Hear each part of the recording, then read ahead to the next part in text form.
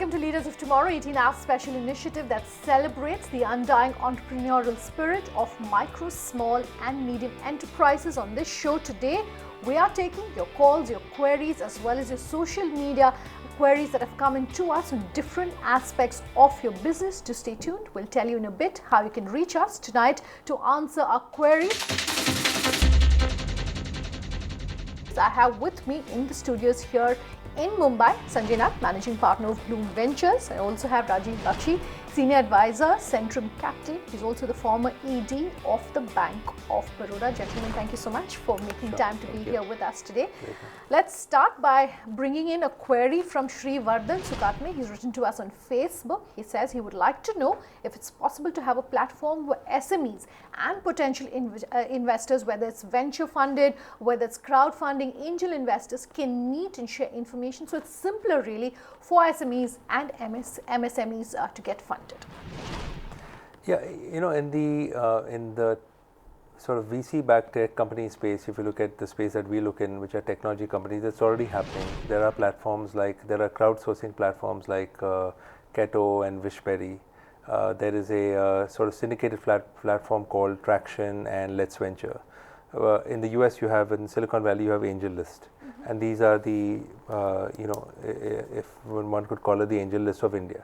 So it's already happening where, the angel groups are an offline version of that. Let's Venture and all are becoming online. So it's already happening, and I think it's interesting because then the startup can really focus on what they're doing well, which is getting customers, doing R&D and building the product, and interested investors can band together. So it's happening.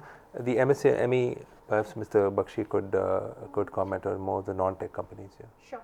I think the question is about a platform where angel investors and crowd funders and everybody can congregate. I don't know whether that's really the required thing, because as you said, there are sites or there are places where crowdfunding is discussed and they meet and you show your product and you can get it that.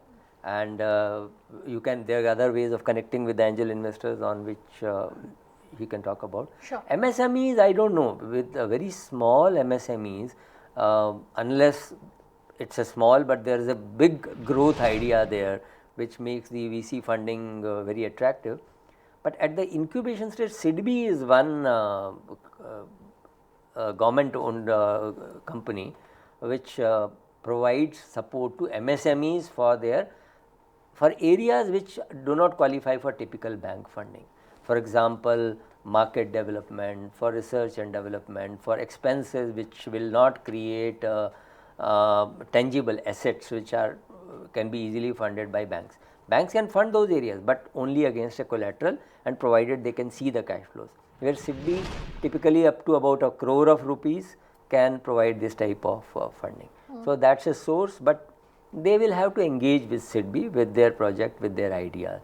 I would add to that and say that SIDBI has been a great supporter of even funds like us, and it's really interesting. They get queries just like the question that you've got. They get interested queries from business plans which they'll sometimes forward to funds like us. So I think they're not only a great source, but they're very interested in helping these MSMEs in different ways, from collateral, from funding to all these different schemes. I have a follow-up question for you, Mr. Bakshi, and I want to really broad base this question. Sure. A lot of the queries are saying, how do we go about finding this? How do we go about doing this? When it comes to financial education for MSMEs, what would you recommend? Financial education is, see, for example, let us think of the Stand Up India which the government has launched. And there are so many such schemes. So Yeah, where do they sort of really make themselves aware of these schemes? See, basically when somebody is setting up a venture, he has to get a financial advisor if he doesn't have the financial acumen. And banks also have got skilling centers. For example, Bank of Baroda, where I was working, we were having centers where we provide training as well as financial advice, and then we mentor them and take their applications to the banks and connect them to the bank for lending. So they need some financial advisors. There are banks which also provide that, but sometimes they may be hard pressed of time and therefore they may not be.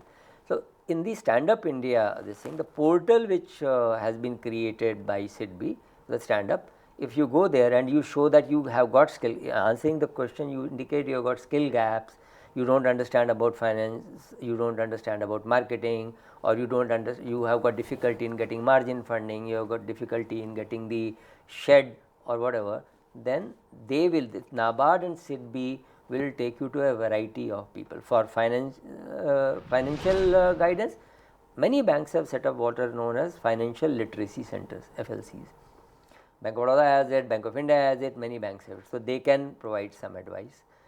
Banks themselves in the mainstream also provide advice when you go for borrowing. So, they say we can provide you lending not this way, but that way. For example, if somebody is having a project where is doing capex and a working capital, they are entitled for mainline funding. But even in Stand Up India, one should realize that there has to be some equity of your own. Even in Stand Up India, they provide that even if the loan will be given up to 1 crore, but then you have to, it will be only 75% of the total requirements. 25% you have to bring, whether you have or you can tie up with a margin providing. For example, women, there are Women Development Corporation, or in states there are scheduled caste development funds which typically provide equity, or SIDBI has got ways of providing that equity, or somebody else, some very small venture fund or private equity fund may be providing, but you have to have some equity. So, if you are going for capex and working capital, you can approach a bank for mainline funding. They can provide you a composite loan which comprises one portion for the term loan, one portion for the working capital, and they can give you a card which you can operate for using their working capital. Srivardhan, I hope that answers your query. Let's bring in the next one. Smita Bangera has written into us. She says getting good talent for the MSME space is a big challenge, but the bigger challenge is retaining it. Majority of institutions as well as courses train people with a mindset to work for bigger companies. However, when they actually get down to, there's no clarity of process and requirement about how to go about understanding the various funding options that are available for the MSME sector. So, she's touching upon a lot of things. One, of course, is hiring and retaining of talent. We've kind of discussed that as well in brief. The other is about funding and funding options when it comes to scaling up, retaining talent, hiring talent. Maybe I'd like to start. Sure, and I'll address more the equity part because I think Mr. Bakshi's very beautifully explained the debt and the others. I think in terms of hiring, and it goes hand in hand, right? I mean, people are actually leaving a large company to come and work for a startup for the upside of equity. There would be no other reason, of course, to be excited about what they're doing. So one of the pools is that, you know, typically when founder or promoters look at the shareholding, they always leave you've always got to leave a ESOP pool on the side for the key hires that you're going to plan to get down the line, because you don't have that at the outset, because you're raising funding to hire, right? So you always have the ESOP pool. Now, if you look at the funding, I think, you know, people tend to talk about VC funding, and that it is such an evolved space that within VC also, I think let's spend a minute on this. There are so many niches within it, right? You typically start with at the first stage when you just put a proof of concept together. You've got the incubator or the accelerator stage. Then you've got the seed and angel stage where, you know, the proof of concept is out. You have a working prototype. Let's say it's a B2B enterprise company, robotics company. You may have some pilot customers, but they're not paying. That's your seed and angels stage. You raise one or 2 crores, and you're always partnering with some equity. And there are benchmarks. If you go to the IVCA site or TIE, there are a lot of benchmarks, and, you know, we are also always happy to guide entrepreneurs around that. And then you're really looking at that first institutional capital, which is from us, which is a pre-Series A or Series A funding, where there is the co-founding team. You have paying customers. And let's say you're only in Bangalore, but now you're trying to expand in the second city. That's when you get like 3 to 5 million, which is, let's say, 20 crore, 15 to 20 crore round of funding, and then you get into growth stage. So there are lots of sources also, like TIE or IVCA would actually have information about, you know, what the different stages of funding are. And I think it's very important. There are lots of. I think it's very important for entrepreneurs to actually, as much as we do our due diligence on on startups, I'd also encourage that they do our due diligence on VCs, because I think it depends on which VC you go to at for what stage and for what sector, right? Like some VCs only like consumer internet or B2C, they won't do B2B. But I will say one point, I think skin in the game is very, very important. Yes. I think Mr. Bakshi talked about, even if a bank is looking at debt, that skin in the game that the entrepreneur has of raising some equity is very important, because you are trying to convince an investor to invest with you. You're convincing future employees to come and join you. They want to know how vested you are, that you're not going to pack up your bags and leave if you know when trouble start. Regarding the capital or the VC funding, Sanjay's point is very right. There are a number of VCs or private equity funds in the country, but some are looking at sectoral focus, some are looking at early stage funding, middle stage funding, or late stage funding. But there are companies like, for example, where I work, and there may be other companies who help them identify the right VC or the private equity, because the promoter may find it very difficult to study the profile of all the VC as to what are their focus, whether they come in early stage or not. But there are such companies available, advisors available in the market. Let's take another query. It's a call coming in from Guru Prasad. Go ahead, Guru Prasad. We would like to expand to other states. We have a culture built in the organization for the last 1 decade, and we are not too confident. How do we go about acquiring? We are a firm of chartered accountants, and such acquisitions and takeovers don't happen in our profession. So to retain our culture and still go ahead and acquire in other states, how do we do it? That's I don't think there can be a formula for it. Exactly, there can be a formula for this. So basically, when you say takeovers, in your case, even an organic growth in other states can be, in a chartered accountancy firm, and organic growth can be very much possible. But if the objective is to get the cache of customers which an existing company has, then an organic route works well. And I think these chartered accountants and professionals are going more and more for LLPs and things like that. So I think it will be basically, I don't think any platforms are available which will give the profile of the customers because these will be quite confidential to the company. So it will be your market research as to which companies are doing well and what is the type of culture they have, whether it fits in with your culture, and what is the objective. Are you trying to add to other cities, keeping your core area? For example, you may be strong in taxation, you may be strong in funding, you may be strong in audit, or is it that you are doing only audit and you want to add some other company which is strong in taxation, or it is merely with the idea that you expand your area of customers. So you got X number of customers, you acquire a firm which has got another bigger set of customers, and these typically will be it has to be a win-win situation for both, because that company, chartered accountants, that company also has got chartered accountants, and therefore they may also like to become partners in an expanded LLP and things like that. So I think I am really not aware about whether any platforms are available which will make it easier for you to identify, but you can easily come to know from your professional sources. Then ICAI is there, which is the body, and through the your circles in those areas, you can find which CA firm in which city where you want to go is strong in what area, and whether that fits in with your company's growth plans or not. Fair enough. Let's take a quick break. We'll continue answering your queries on the other side. Just stay tuned.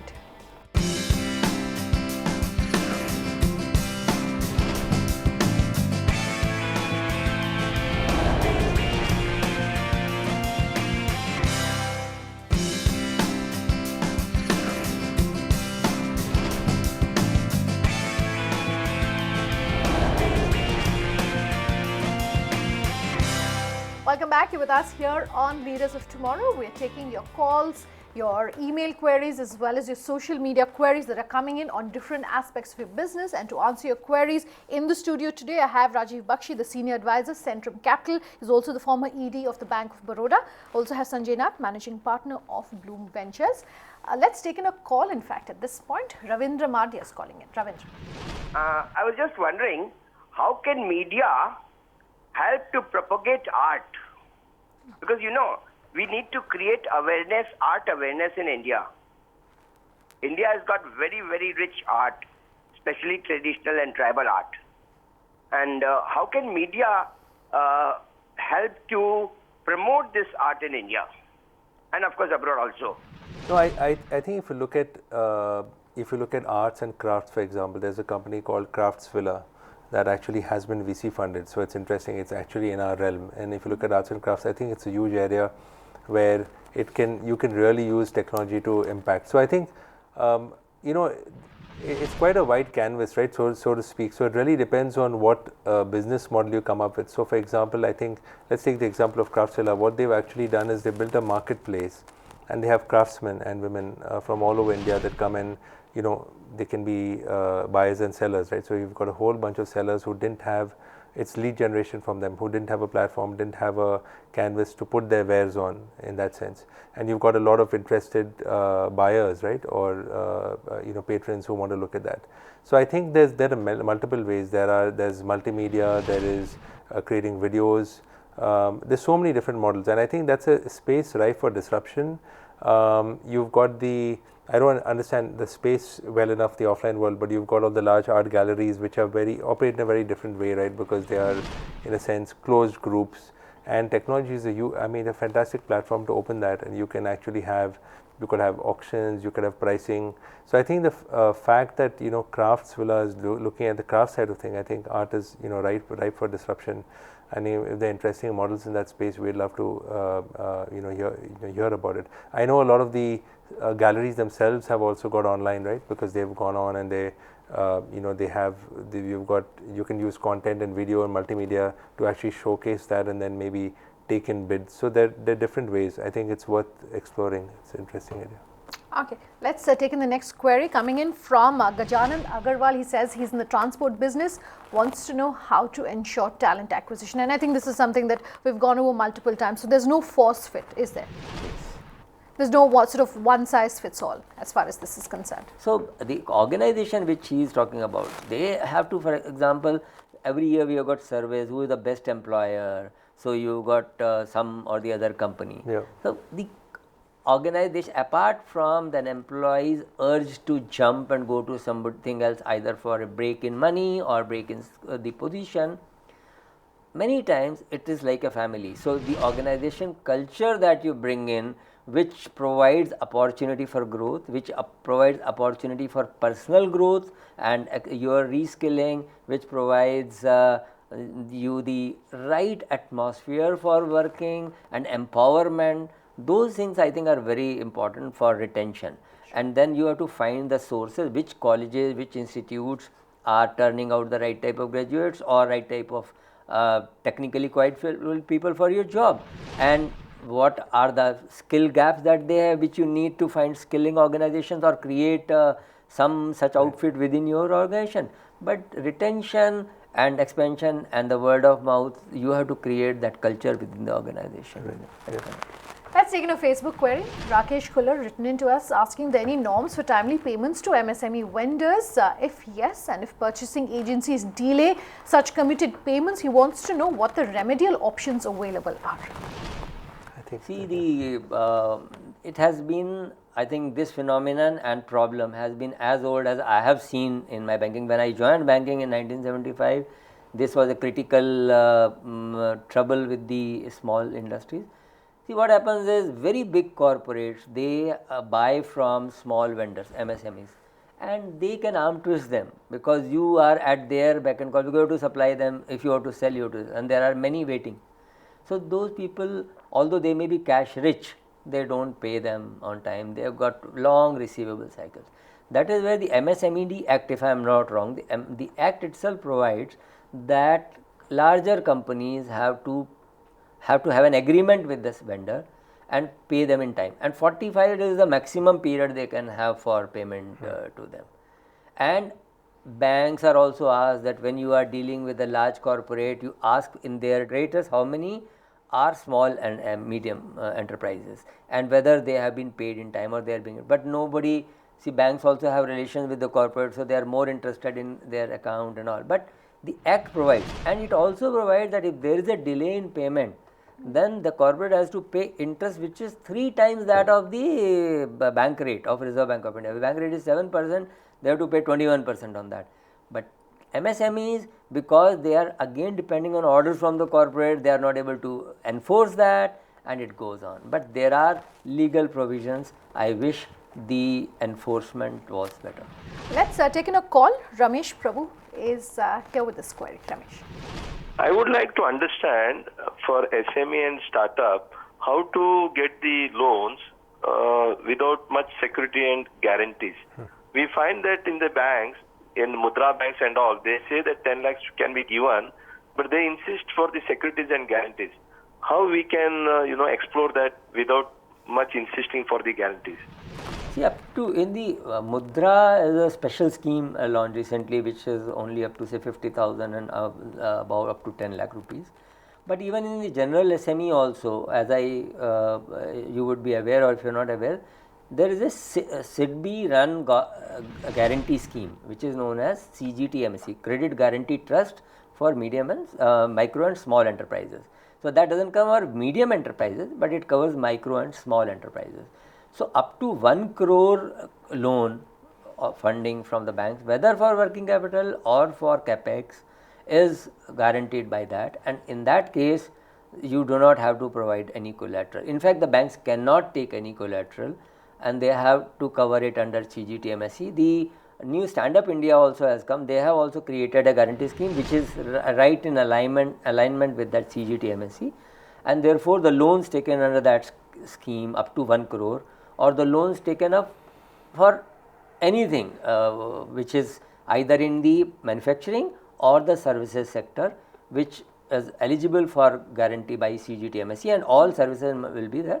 Up to 1 crore you do not have to provide guarantee or you do not have to provide collateral. So that is covered by that. Do you want to add to that? No, I think in our own cases we also see that sometimes let's say you've raised VC funding and it does make sense to look at venture debt and not around equity. I'll just add to the question in a different way. I know there are one exception to that could be is you have this, you have got a new entity called Trifecta Capital and you've got Innoven, right, which was earlier Silicon Valley Bank. Their condition is that the startup has to be VC funded earlier, and that in a sense is a form of, it's not necessarily a form of collateral, but it's their risk lever, right, this fact that now the company has 20 crores in the bank, so they will only give venture debt if you have been VC funded. That's a requirement. So I think one benefit also getting VC funded, that opens you up to venture debt also as an option. We've run completely out of time, unfortunately, but thank you so much, gentlemen, for coming in today. Sanjay, Mr. Bakshi, thank you for speaking with us. That's a wrap on this edition of Leaders of Tomorrow. Do remember, we always love hearing from you. You can write into us at leadersoftomorrow@timesgroup.com. You can reach us on social media using the hashtag LOT or call us on the number flashing below on your screens. Thanks for watching.